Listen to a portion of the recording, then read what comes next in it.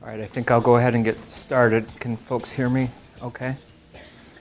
I'm Tom Kuhn. I'm a psychiatrist in the outpatient clinic just down the street here. I'm an employee of Holland Hospital. I have to apologize for the date here. It's 2014, right? I don't think we did time travel or anything like that, so sorry about the date, but the rest of the information is accurate. So the hospital asked me to talk about seasonal affective disorder. I guess this is maybe a pretty good time to talk about this because a lot of people got a little cabin feverish this week. I know we did in my house. I will talk in a little bit. This terminology is actually old-fashioned terminology.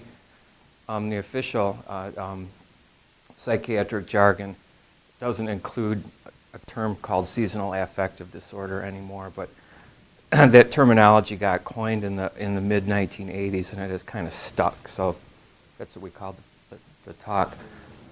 So I put this picture in my talk just to prompt me to think about, is there any relevance to the kind of weather we have in Michigan? And I didn't realize when I put this picture in that this was actually the warm season.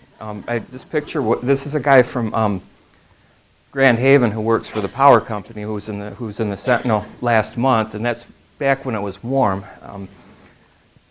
So it turns out that for some people, the weather is relevant to how they feel, and for some it isn't all that relevant, and I will get to that in a minute. I wanted to just quickly go through major depressive disorder because in our current way of thinking about, quote, seasonal affective disorder, it's really a subset of major depressive disorder. And this is the sort of thing, major depressive disorder is the sort of thing that I treat in the clinic all day, every day. And then the winter depression is just one variation on that theme.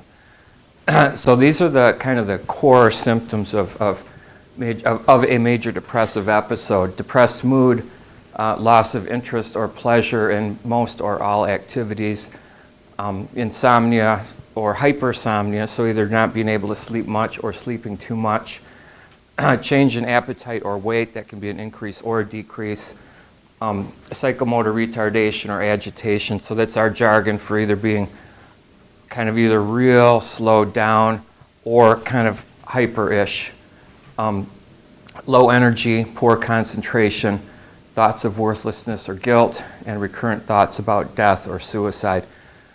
So that's kind of the criteria. Those are the criteria for our definition of a major depressive episode. And then a major depressive episode can occur in a couple of conditions, and most commonly major depressive disorder. Also bipolar disorder can have major depressive episodes as part of it. And schizoaffective disorder is another condition that I treat that can have major depressive episodes as part of it. So management of major depressive episode, now I'm talking generically, not necessarily about seasonal depressions, can involve medication, cognitive restructuring, behavioral change, and relapse prevention. And I just wanted to mention this quickly, and then I'll get to some more specifics of this at the end. So the seasonal pattern of depression, so that's sort of a subset of what I just showed you as major depressive episode. It turns out that some people slump in the winter. It turns out that some people slump in the summer actually too, although that's much less common. It is described in the literature. What I'm really talking about today is the winter variation of seasonal depression. I think that's what people are mostly interested in right now, and certainly the winter variation is the one that's been studied the best and has the most kind of research about it. So there's a couple of quirks about the winter depressions. They typically involve increased sleep. So the stereotypical major depressive episode involves insomnia, either difficulty falling asleep or multiple awakenings during the night or early morning wakening. Excuse me, and that can happen with the winter variation on it, but it's much more common with the seasonal depressions to hear people say they're sleeping way too much rather than they just can't sleep. And similarly with appetite, a more common theme with a major depressive episode is decreased appetite with weight loss. But with the winter depressions, you often see increased appetite with weight gain and often carbohydrate craving. Irritability is often present with the winter depressions. Interpersonal difficulties, especially rejection sensitivity, is perhaps somewhat more common with winter depressions. And then this thing called leaden paralysis, so this heavy leaden feeling in the limbs, legs or arms. Some people say that it feels like their clothes are made of lead, or they're wearing a suit made of lead or something like that. And for those of you with the mental health background, this list of things might be a little bit interesting, because this sort of also describes not only winter depressions, but this thing that we call atypical depression, which has a somewhat differential response to medications than the more standard depressions. But in any case, I'm not really talking specifically about atypical depressions today. It just so happens that a lot of the symptoms are similar. Then there's this thing called winter blues. The guy who coined the term Seasonal Affective Disorder also coined the term Subsyndromal Seasonal Affective Disorder. So his thing was, and I think he's right about this, there's people who slump in the winter but don't reach a full major depressive episode. And what I'm really going to talk about today is the major depressive episodes. That's kind of what I treat in the clinic. Is somebody who's slumping a little bit doesn't end up coming to see a psychiatrist. So I'm really going to talk today about the major depressive episodes, but just be aware there's this variation on this, which is sort of a more mild version. Can anybody read what that says? It's Welsh. Nobody can, because I can't speak Welsh. I tried to figure out how to say this and I couldn't do it. It turns out they have letters where you put your tongue in different places than what we do in English. And so I can't try to say it. So here's the reason I put this up here. It's to remind me of a question that my neighbor asked me. So my neighbor asked me, what I was doing, and I said I had to prepare this talk, blah, blah, blah. And, he said, what's it about? And I told him, he grew up in Wales, and he said, I may have seen the sun when I was a child, but I have no specific recollection of ever having seen the sunshine during my whole childhood. And then his next question was, do you think there's a genetic variation? And he's an academic. He's not a scientist, but he works for a university, and he likes to think through things. And he said, do you think there's genetic variation or some kind of variation who is susceptible to winter depression? Because I grew up without ever seeing the sun. And he sort of implied, but didn't say out loud, that probably we Americans are just not made of very tough stuff. If we have to have like sunlight and niceties like that in order to be happy, and in Wales, real men, they don't need the sun and all that kind of stuff. That's kind of what he implied, but he didn't say it. And what I thought, but I didn't say, was, I notice you don't live in Wales anymore. So anyways, but his question's a good one. Is there genetic variation in this? So there's been a lot of different studies of different populations over time. So this guy, Jordanus, I think it would have been Jordanus probably in Latin. This guy in the 6th century wrote a history of the Goths at the request of the Roman emperor, and he described seasonal mood disorder amongst the Goths who were living north of the Arctic Circle. And when you read it, I read a translation of it, and it's more complicated than just saying, yeah, he describes seasonal mood disorder, because when you really read it, it turns out that the people who were living north of the Arctic Circle back then had a lot of ways of adapting to months without sunlight and stuff like that. And that does sort of raise the topic. Seasonal depressions, to a certain extent, have a cultural aspects to them. And it may be that we need to think about how we adapt to our winter time. If we get more sort of modern times, so if you look at North American studies within the last, let's say, 20-some years, and if you look for seasonality in terms of depression, and there's been different ways that these studies have been done. Some of them are like phone surveys where they'll just call a bunch of random people and ask them a laundry list of questions. Some of them are more, what I would view as much more rigorous studies where they'll actually track people in real time over a period of years to see, do they get depressed in December? Do they get depressed in January? Do they get depressed in February, et cetera, et cetera? So there's different methodologies, but the gist of it is if you do these kind of studies in Tampa, it's like 1.5% of the people have seasonality to their mood disorder. And if you do the studies in New Hampshire, it's about 9%.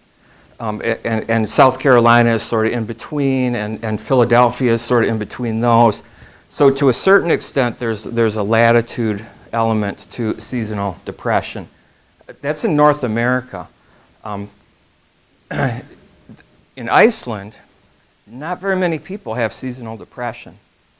And that raises a lot of questions. So along the lines of what Mark said, are there people in the world who are sort of adapted to living in northern climates and don't experience this phenomena?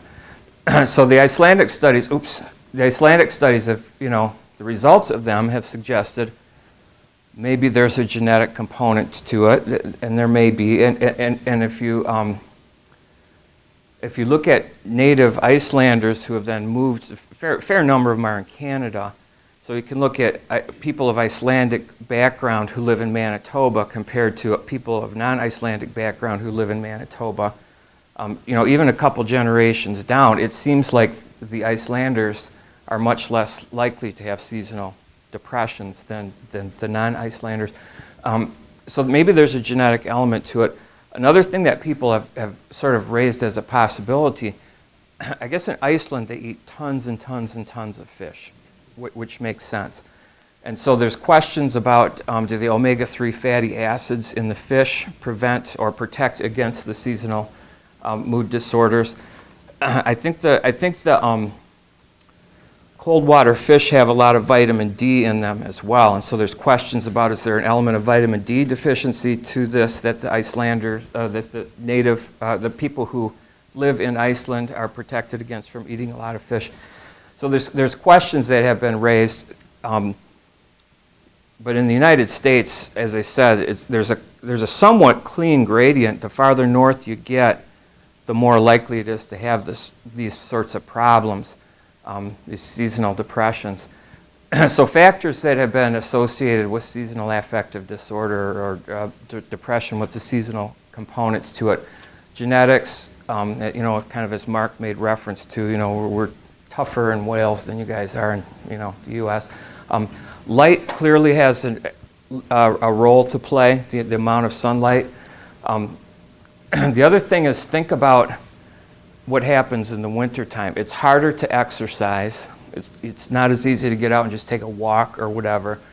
I happened to have gotten quite a bit of exercise earlier this week because I don't have a snowblower, and so I was shoveling a lot. But as a generalization, it's harder to get out and just do stuff, which also translates into it's harder to socialize, so there's a lot more social isolation in the wintertime. And diet changes in the wintertime. There's not, we're fortunate living in the U.S. You can still get green leafy vegetables in the winter and stuff, but it's a little harder to. My family, my wife and my daughter and I belong to a CSA, so every week in the summer we're getting loaded with all these green leafy vegetables that we have to figure out what we're supposed to do with them. How do we even eat them? And it's not so easy to access that kind of stuff in the wintertime. So there's a lot of factors that play into this. So management of seasonal affective disorder. So this slide is the same slide I showed before where I showed management of major depressive episodes with one change is the light supplementation. So medications, light supplementation, cognitive restructuring, behavioral change, relapse prevention. And so I want to talk about the specifics of some of these. So medication for seasonal mood disorders really is not particularly any different than medications that we use for non-seasonal mood disorders.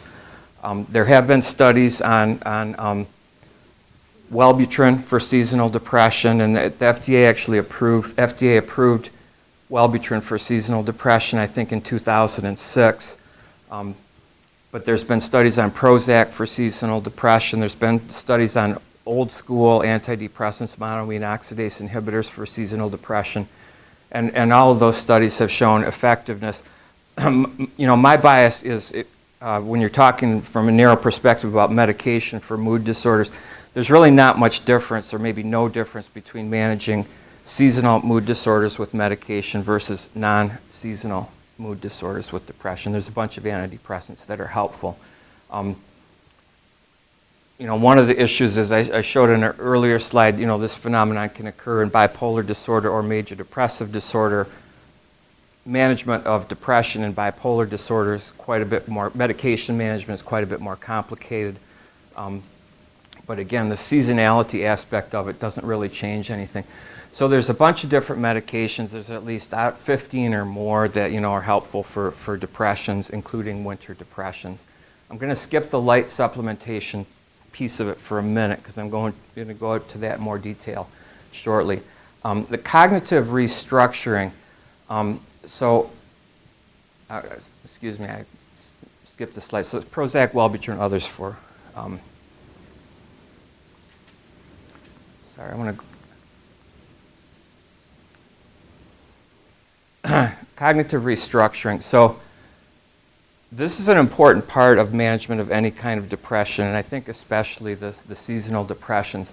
So this comes from work that was pioneered in the early 60s by a guy named, his name was Aaron Beck, but if he's one of those guys who went by his middle name, so Tim Beck is what people, his friends called him. So if you want to pretend like you're a really important guy, you call him Tim Beck, like you knew this really, important guy. But I didn't know him, so I'll call him Aaron Beck. So here's what he noticed. He was a psychoanalyst initially, and what he noticed was, what was going on in his clinical practice, he was also an academic, but what was going on in his clinical practice, he was seeing people, let's say 4 days per week for many years, and just kind of hearing them tell their stories. And the thing that he noticed, and this was, there were a couple of antidepressant medications available then, but not that much. So mostly he was, in essence, doing a naturalistic observation of what would happen over the course of depression. And depression for many people relapses and remits. For some people it's persistent, but for many people it comes and goes. So he had this opportunity to just hear people tell their stories at different phases of their condition. Sometimes they were doing good and sometimes they weren't. And what he noticed was when they were in a depressed phase, a lot of times they would distort things in their heads. They would have these automatic, catastrophic thoughts. A neutral stimulus would arise, and they would view it as somehow a catastrophe. So they would distort things. Negative thoughts would snowball, et cetera, et cetera. And so what he started to think about it was, it seems like the distorted thoughts are part of the depression, and if you could correct the distorted thoughts, could you improve the depression? And that was kind of the question he asked, and then that's what he ended up doing for his career, was developing cognitive therapy.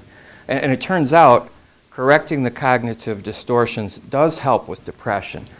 But in the absence of cognitive therapy, what happens is this cycle.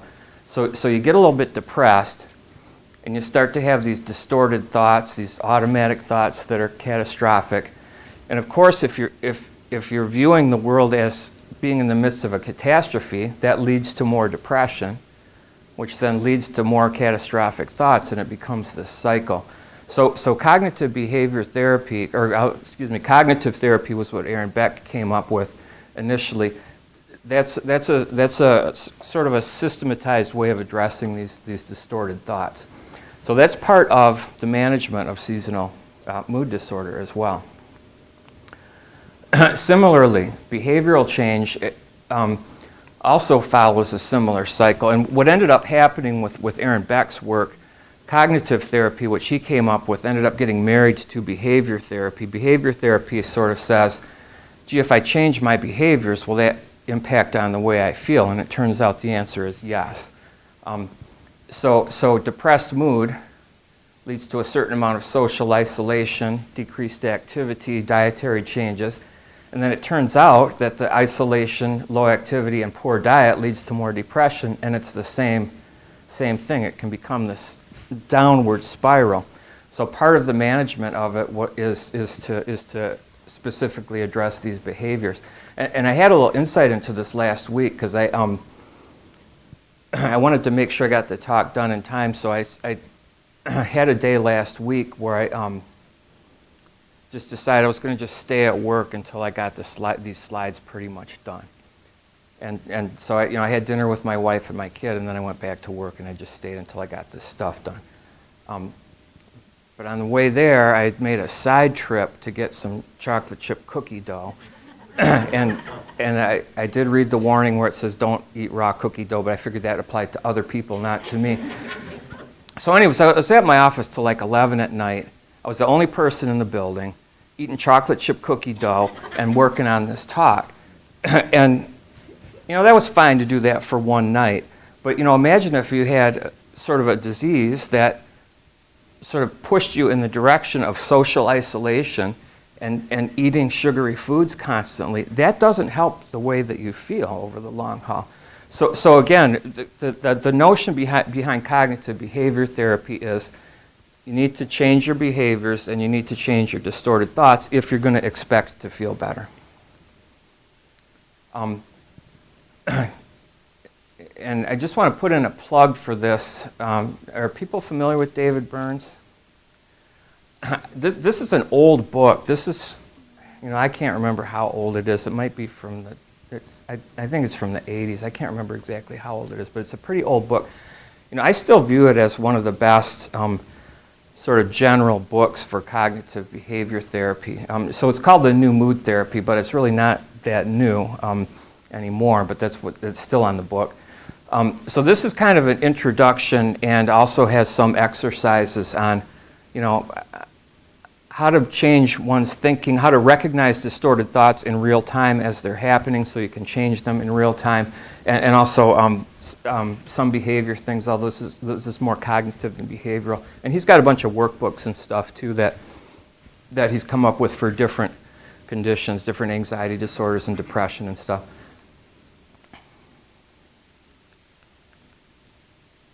I want to go to the light supplementation thing. So the stuff I've been talking about so far, all of that applies to any old kind of depression, not just seasonal depression. The light supplementation stuff mostly relates specifically to winter depressions. So this is a slide that I came up with a few years ago. What I did was I got kind of interested. I've worked clinically basically in four different places. I did my training in Detroit initially. I did medical school in Detroit, and then I went out to New York City for part of my residency, and then I finished up my residency and did a fellowship in Ann Arbor, and then I came out here. I worked in Detroit for a long time, and then I came out here, and the seasonality stuff is a little bit different in those four places. For example, New York City is all the way at the eastern end of the time zone. So, we think it gets dark early here in the winter, but it gets dark at like 4 in the afternoon in New York City. And plus, there's all these giant buildings, so you never see the sun anyhow.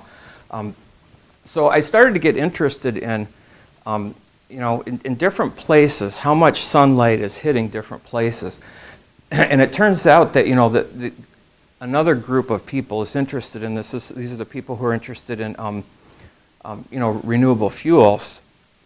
So there's all kinds of databases on how much solar radiation is hitting different parts of the United States, because it has implications for, will solar electric cells really produce enough energy to be worthwhile and stuff. So I kind of amalgamated this stuff into a slide. So here's Anchorage. So this is December radiation. It's kilowatt hours per square meter per day. Now this is all solar radiation. So whatever's hitting the ground in these areas, could be ultraviolet, could be visible light, whatever. So this is not exactly 100% relevant to seasonal mood disorder, but it's a pretty good proxy.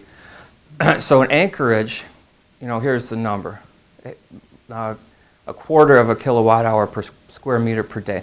This is Muskegon. Muskegon's the closest place where this is really closely tracked. So, more or less 4 times as much as Anchorage. Now, this is where the latitude thing, remember I said, Tampa Bay, 1.5% of the people have seasonal mood disorders. In New Hampshire, it's 9%. But latitude is not the perfect indicator for how much sunlight is going to hit the planet, because of things like, if you got Lake Michigan directly to your west and there's all this haze that comes off of it, then it blocks out a lot of the sun. So Portland, Maine in December gets more sunlight than we do, than Muskegon does, even though Portland, Maine is quite a bit farther north. It's a lot farther north, but they don't have a big lake immediately to their west. And similarly, my brother-in-law lives in Memphis. So Memphis is, they call it the Mid-South, but it's pretty far south. You go just across the river and you're in Mississippi, but they don't get all that much more sunlight than we. I mean, they get more, but not all that much more, because they have the Mississippi causing a similar phenomenon. It's often hazy in Memphis. Then you look at Phoenix. Phoenix is getting not quite 3 times as much as we do, but almost. And Honolulu easily gets 3 times as much as we do. So there's a lot of variation depending on where you live in terms of how much sunlight is hitting the planet. And it's not directly related to latitude, but it's sort of partly related to latitude. And it turns out for some people, I said there's a number of factors relevant to winter depression, socialization, diet, exercise, etc. One of the factors is how much light is hitting your retina. So if you live in Muskegon, it's just a lot harder to get sufficient light than if you live in Honolulu. And it turns out if you live in Muskegon and you have a job where you're outside all day, every day, you're probably getting enough light. But most of us don't have a job where we're outside all day, every day. So if you're not getting enough light, what can you do to supplement the light? So the most well-established treatment is 10,000 lux fluorescent light. So lux is one way of measuring quantity of visible light. And it's pretty bright. So I brought a light box. It's back there, and people can check it out if they want to afterwards. 24 inches from that is 10,000 lux. And actually, those are kind of old bulbs, so it's probably more like 18 inches. But when that thing was brand new, 24 inches from those bulbs was 10,000 lux. For 30 minutes per day is the recommended treatment for seasonal mood disorders. It doesn't work for everybody, but it works a substantial amount of the time. And it works, if you compare light treatment for seasonal mood disorders to medication treatment for major depressive disorder, it's about equivalent. So it's nowhere near 100%, but it's not bad. 10,000 lux for 30 minutes per day, or less intensity for longer periods per day. The original studies were done in Bethesda at the National Institutes of Health, and they were done with inpatients, and they had no idea so they were just doing these studies. What happened was there was a guy who was a research engineer there, and he had seasonal mood disorder, and he said to the docs, "I have seasonal mood disorder. What if you shine bright lights in my eyes? What would happen?" And they said, "We don't know. Let's admit you to our inpatient unit, keep you there for a few months, and shine bright lights in your eyes and see what happens." And so they had no idea how bright the lights should be. They just knew it probably should be pretty bright. So they started off with this guy's name was Herb Kern. They started off with 2,500 lux, and it turned out 2 hours per day at 2,500 lux yielded improvement in his depression. But they realized that in the real world, outside of a research setting, who can sit in front of that thing for 2 hours per day? Not everybody can.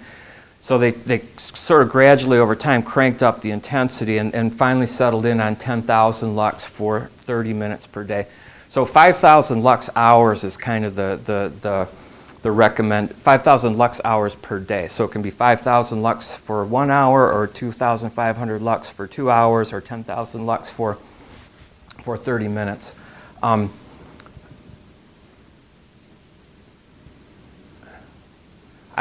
apologize. I left something out of the possibly helpful. There should be another thing. So the thing that's really well established is this bright light for 30 minutes per day.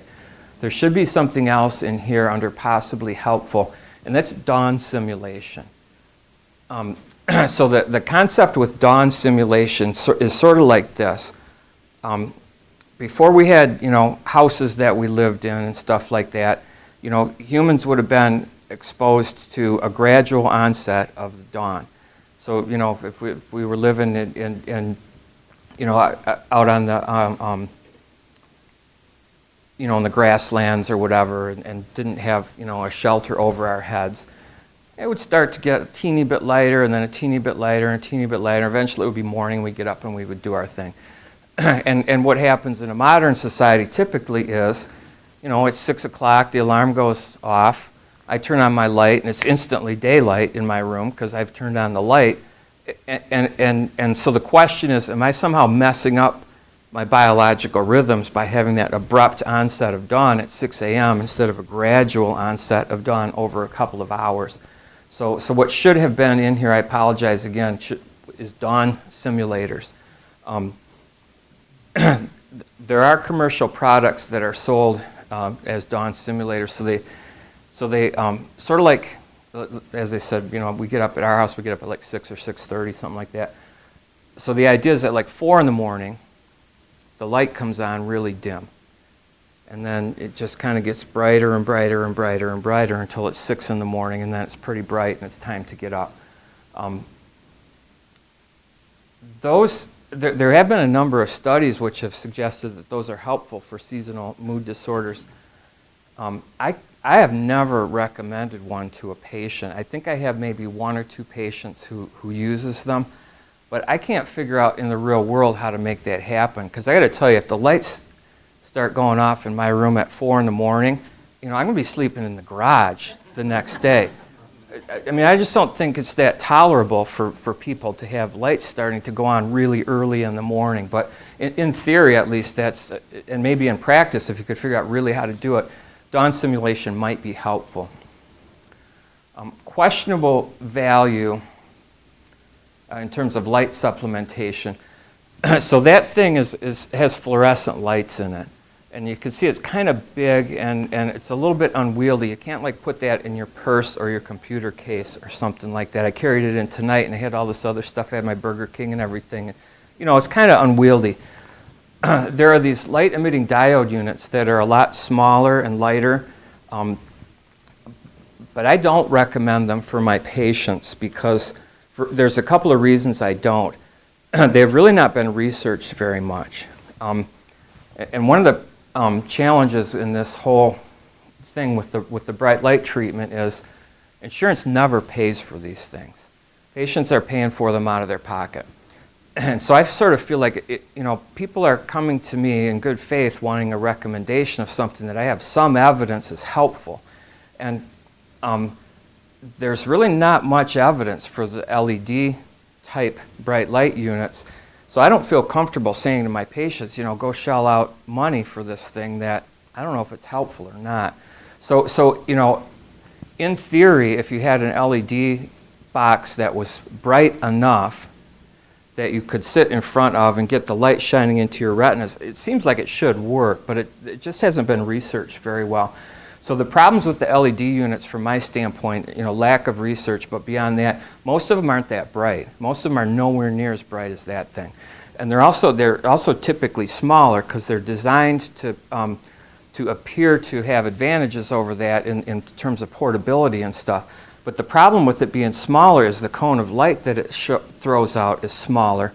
And again, the light has to be getting into your eyes and hitting the back of your retinas in order for it to be effective. So if there's this small cone of light and you're moving your head around, then you're really not getting the dosing of light that you need, because if you're moving your head in and out of that cone of light. So LED units are questionable. I put full spectrum under questionable, and I get this question from time to time, and I don't know if they're selling them right now. For a while at Menards, they were selling full spectrum lights. Are they still? Does anyone know? Well, there's different kinds, but the issue with full spectrum lights, and I'll show a slide in a minute about that.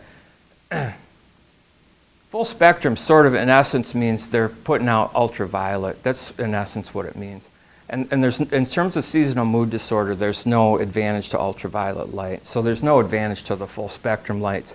And again, the full spectrum lights that I've seen don't really put out anywhere near that much light. Tanning booths, people ask me about tanning booths a lot, and this is kind of an interesting topic to me. So in terms of seasonal mood disorder and using light as a treatment for seasonal mood disorder, as I've said several times now, the light has to be hitting your retinas. But when you go to a tanning booth, you have to wear those little glasses so that the light doesn't, burn up your eyes, so the UV doesn't burn up your eyes. So there really is essentially no light, or virtually no light, hitting your retinas in a tanning booth. So it's not really a treatment for seasonal mood disorder. But one thing that's been interesting to me over the years, so I've always just told people, no, it's don't do that. It's not helpful, and you get skin cancer from it. But I have a lot of patients who tell me they really feel like they get benefits from it, and enough have told me that I sort of believe it a little bit. And the way I've put it together in my head is, I think for a lot of people, I have been in a tanning booth. It's been a long time, but I have been in one, so I kind of have a feel for it. It's warm in there. There's music. You can play whatever kind of music you want. You're all by yourself. There's no beeper going off. There's no kid asking for your attention. So I think a lot of people are getting benefits from it because it's sort of a way of just meditating, if you will, and settling down a little bit for a little while. But, pardon me? And you're getting a tan. But as a specific treatment for seasonal mood disorder, it's not a treatment. And the other thing about tanning booths that people ask me about is sort of related to vitamin D. So one of the questions that comes up is, well, isn't seasonal mood disorder the same thing as vitamin D deficiency? Isn't winter depression the same thing as vitamin D deficiency? And the answer is no, it isn't. But if you are vitamin D deficient,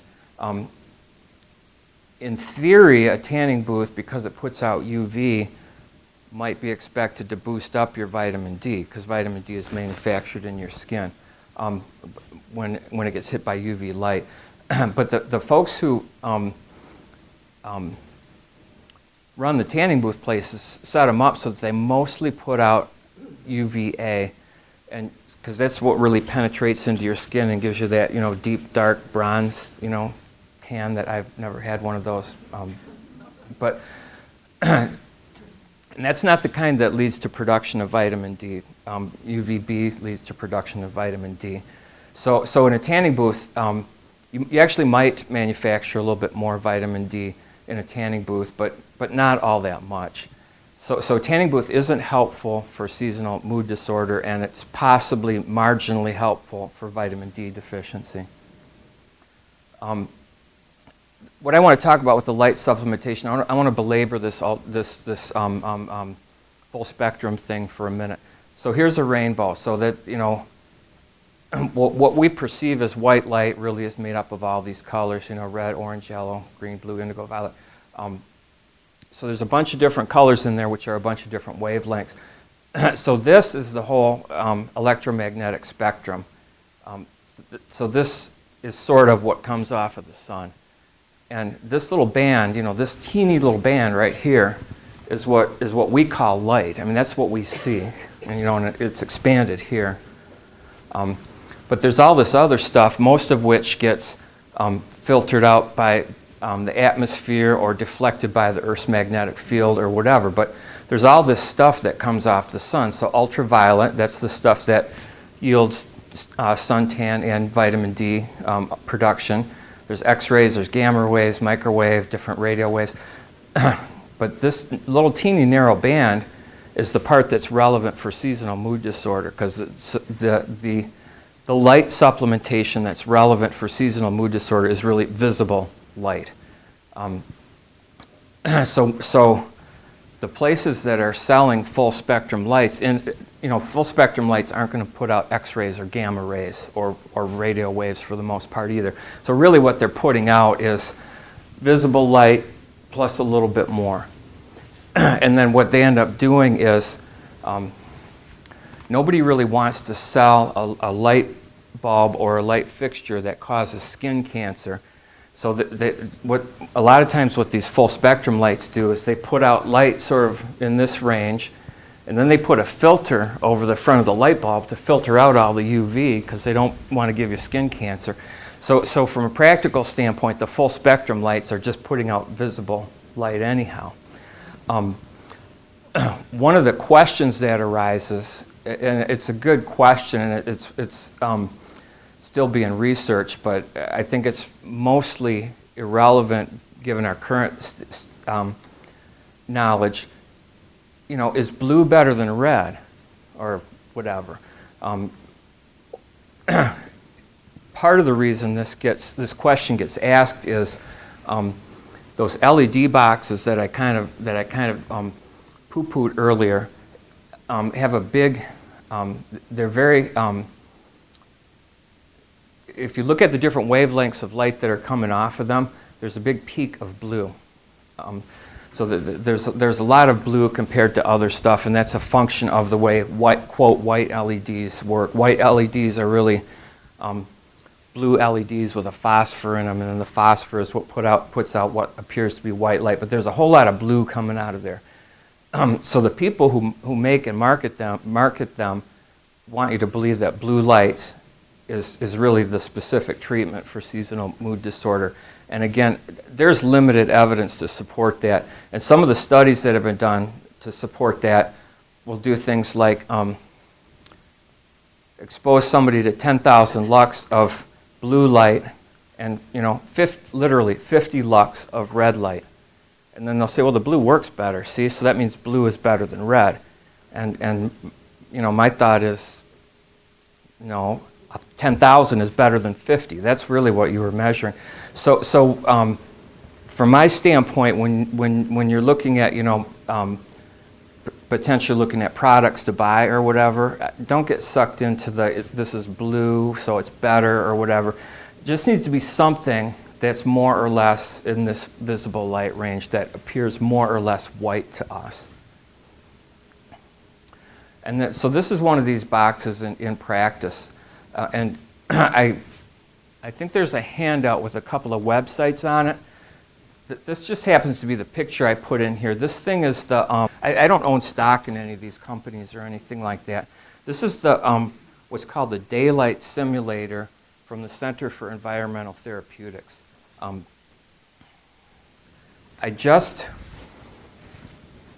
still don't have any patients who have bought this because I just stumbled on this a couple of months ago. The reason I'm starting to at least recommend this to some patients, this is $159, and that's a lot cheaper than the one I usually recommend to people. So for people who, the other one's $299. If the $299 is absolutely prohibitive, this one might be worth considering. This is a fluorescent light. It's pretty big. It's not quite as big as that, but it's pretty big, so it throws off a pretty big cone of light. one of the problems with it is it's bright, but it's 10,000 lux at 12 inches. So you got to be really pretty close to it for it to be bright enough. And you know, just looking at that, I think she's more than 12 inches away from it. Her eyes are more than 12 inches away from it, aren't they? So this is from their website in terms of the proper way to use it. But I would make the argument, you know, she's not getting a full dose, so if she sits that far away, she's going to be doing it for more like, you know, an hour or something like that. But so this is the idea with the bright lights. The reason I included it wasn't to push that product, but just to show you, you know, kind of the way you're supposed to use it. It needs to be kind of in front of you. You don't have to be staring at it. She's not staring at it, I don't think. You don't need to be staring at it, but it needs to be kind of in front of you so that the light has a fairly direct line to, you know, get through your pupil, past your lens, and hit your retina. The one I typically recommend is this one. So this is the North Star 10,000, and this is $299. It's 10,000 lux at 24 inches, at least with new bulbs. It is, and if you do get these, it often makes sense to replace the bulbs every few years because they do get dimmer over time. There are other products on the market, and what I used to do, again, this one's new, so I'm just starting to recommend this. What I used to do is I had a list of like 6 different products that I recommended to people. Well, let me back up for a minute. It's hard to cobble a bright enough light together on your own, so you almost have to buy a commercial product. And a few years ago, I gave this talk and brought that thing in, and after the talk, an electrical engineer came to look at it, and he said, "I'm just wondering if I could make one of these or whatever." And he looked at it, he looked at the parts in it, and he said, "You know," he said, "I'm an electrical engineer. I can make a light, but," he said, "when I look at the parts in here, it would cost me more than $299 to buy the parts in order to put it together." So he said it wouldn't even be worth it. So you pretty much have to buy a commercial product just because they're so bright. It's hard to come up with something from the hardware store that's equivalent to that. So I used to have a list of like 6 different things that I gave to people that were all that in my view are pretty much equivalent. And what I found was nobody was ever buying any of them because what I was doing was I was handing this list to people who were already in the middle of a midwinter slump and their energy was low and their motivation was low and they were sleeping 14 hours per day. And I was saying, here are 6 exactly equivalent choices. You know, why don't you choose between them? They were choosing none of them. So I finally decided I'm just going to recommend one thing, and that's it. So this is the one I recommend, and the reason I recommended it is they have a money-back guarantee. And back then, they also only had one product, so it was really straightforward for patients. They could go to that website, or they also have a telephone number. They only had one product, just order it. If it doesn't work, send it back and you get your money back. They actually have a bright light box. This company actually has a bright light box now.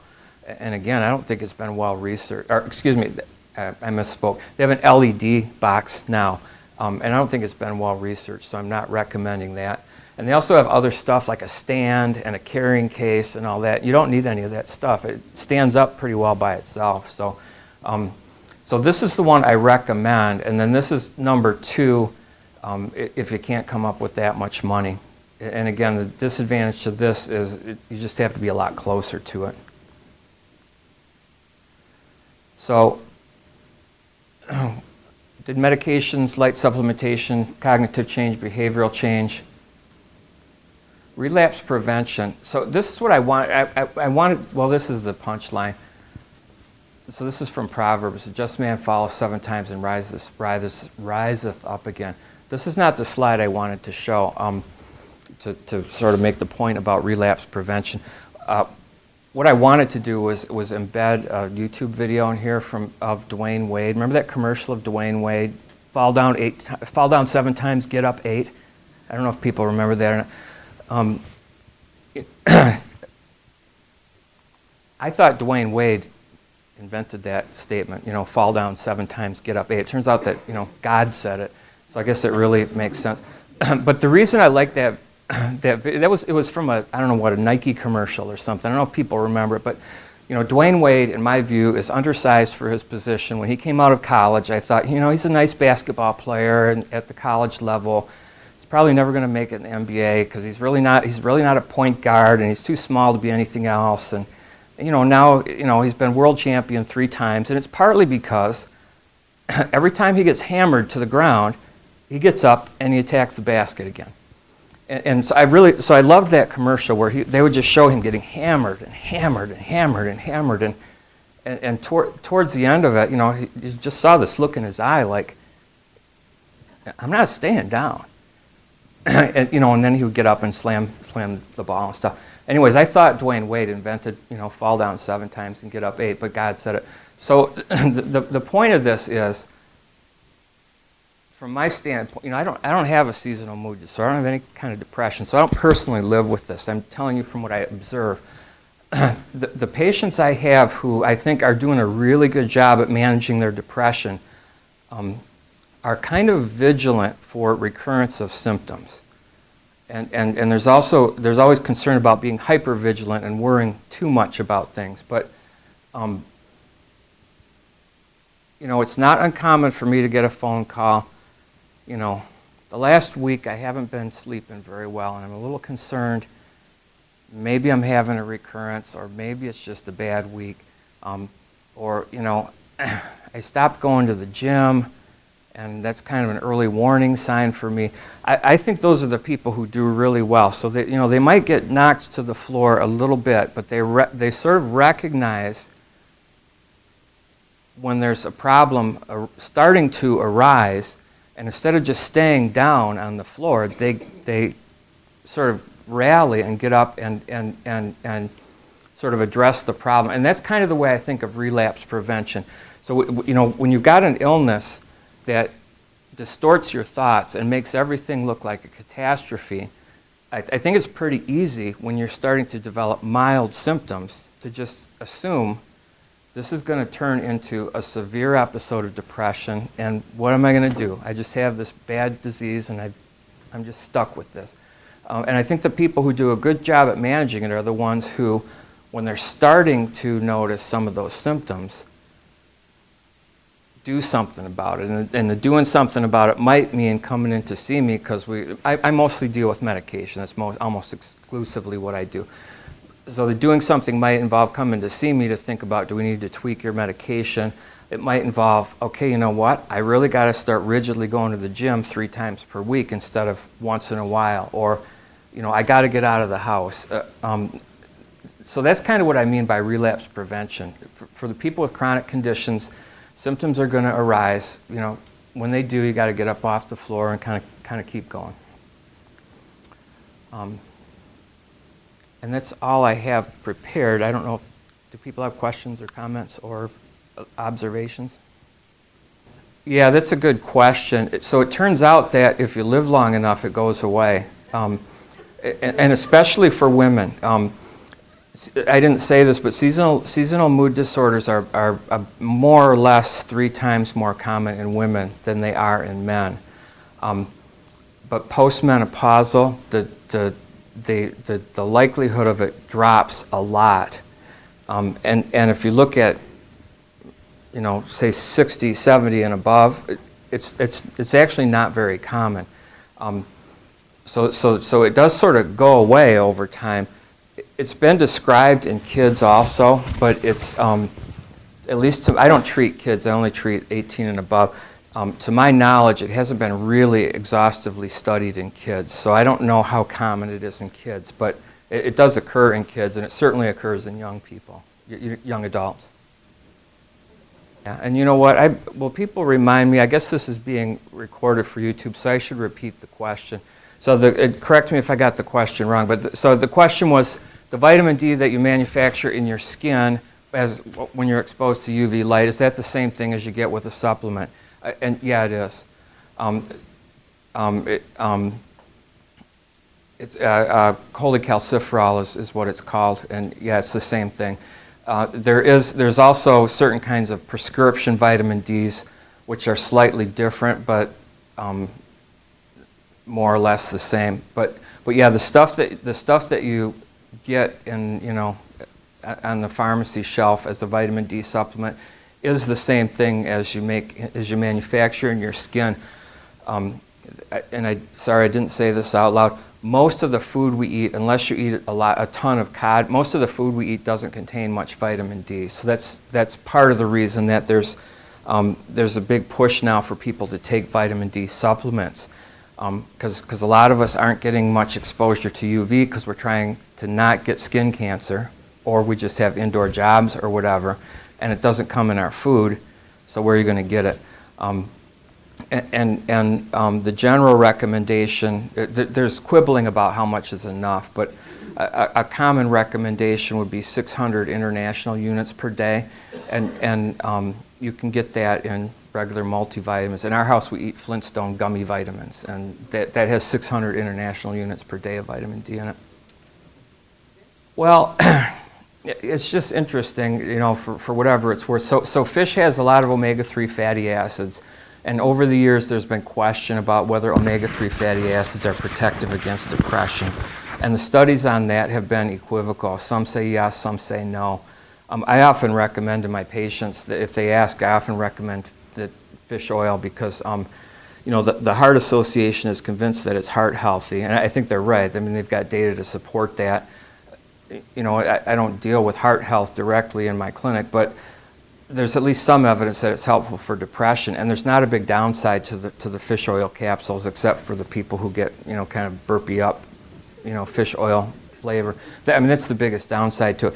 So there's clear health benefits from it. One of which may be protection against depression.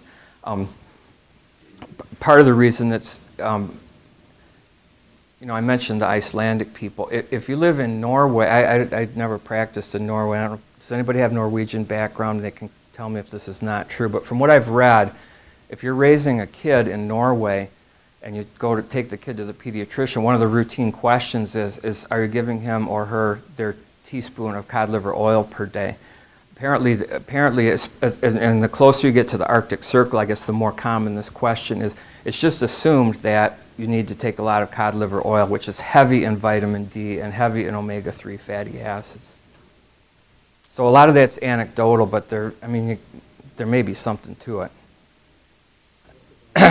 It's a really good question. It hasn't been studied. That's one I think about a lot too. My father only had one eye. He had his eye removed. He had a problem with an eye and he had it removed. So it often, when I'm thinking about this topic, it often occurs to me: if you only have one retina, do you need like 10,000, lux for 1 hour or whatever instead of half an hour? As I understand it, different people do have sort of naturally different pupil sizes. You would think that would be relevant, but it hasn't been studied. That's a good question, and I didn't say that clearly. You don't have to do that all year round. You do that during the short light months, and that varies from individual to individual. So some people are starting in November. I would say November is the most common month for the patients that I see where they start it. But I got people who start as early as September and other people as late as January. So the general recommendation is 30 minutes in the morning. But there's also studies where they do it at other times of the day. And anecdotally, so your question is sort of what if you can't do it all at once? Anecdotally, it seems like if you divide it up throughout the course of the day, that works out okay too. Yep. Right, you can be reading whatever, as long as your eyes are sort of pointed more or less in the direction of the light. But you shouldn't stare at it. It does. You can't stare at it. It's too bright. So yeah, you don't have to be like looking directly at the light, but your eyes have to be pointing in that direction. Well, I didn't say that, but I'm glad you brought that up because I have a fair amount of patients who are in a position to go to Arizona or Florida or whatever a couple of times in the winter. And for a lot of my patients, it's only a few patients who really can do that. But I've got a few patients who really, they can get through the winter if they spend 2 one-week sessions in the bright sun. Yeah. Yeah, so you're saying maybe that's a better way to spend your $299 is to go to Arizona. I wouldn't dispute that. Yeah.